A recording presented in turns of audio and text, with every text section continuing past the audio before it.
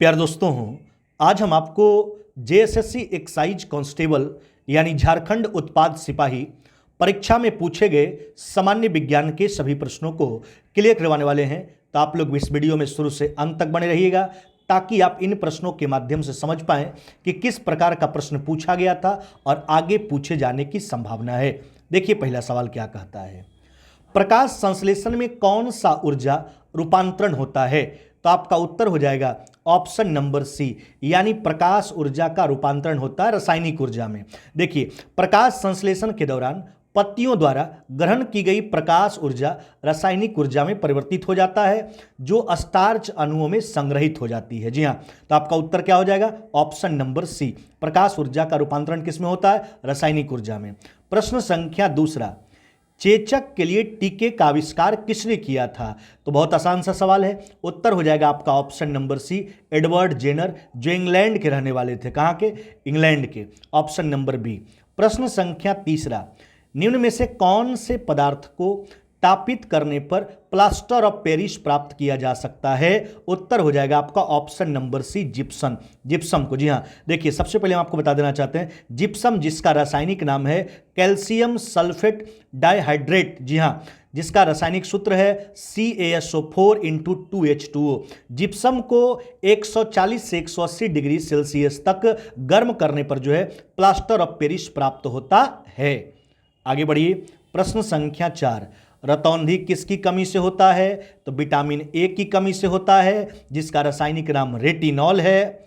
आगे बढ़िए। प्रश्न संख्या 5वां, इलेक्ट्रॉन की खोज किसने की? जी हाँ, इलेक्ट्रॉन का खोज जो है जे थॉमसन ने किया था। किसने? जे थॉमसन ने।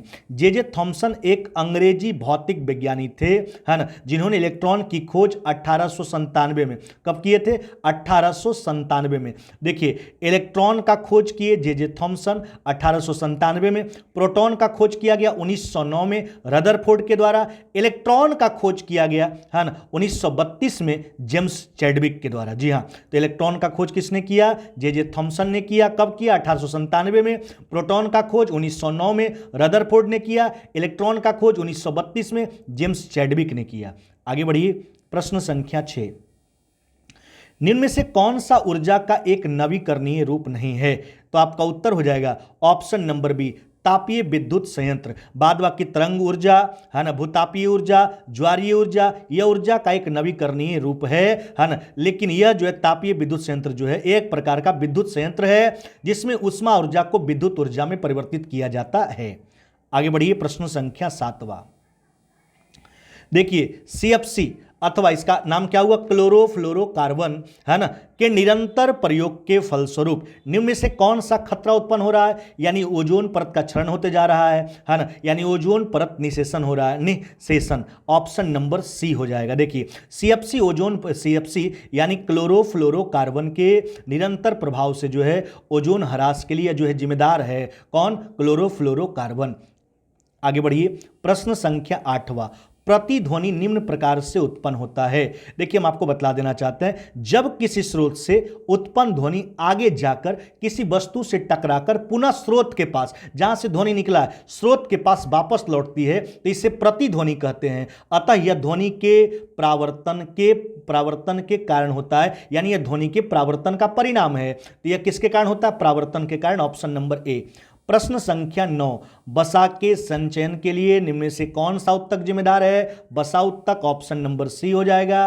प्रश्न संख्या 10, निम्न में से कौन रोगों से लड़ने के लिए प्रतिपिंड उत्पन्न करता है? कौन? तो उत्तर हो जाएगा श्वेत रक्त कोशिका। श्वेत रक्त कोशिका, जी हाँ, श्वेत रक्त, जिसको क्या कहा जाता है? ल्यूकोसाइटस भी कहा जाता है, ल्यूकोसाइटस। जी हाँ, ऑप्शन नंबर बी।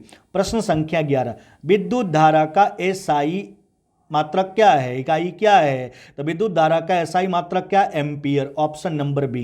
प्रश्न संख्या 13, तारों के टिमटिमाने की घटनाक्रम को निम्न में से कौन व्याख्या करता है?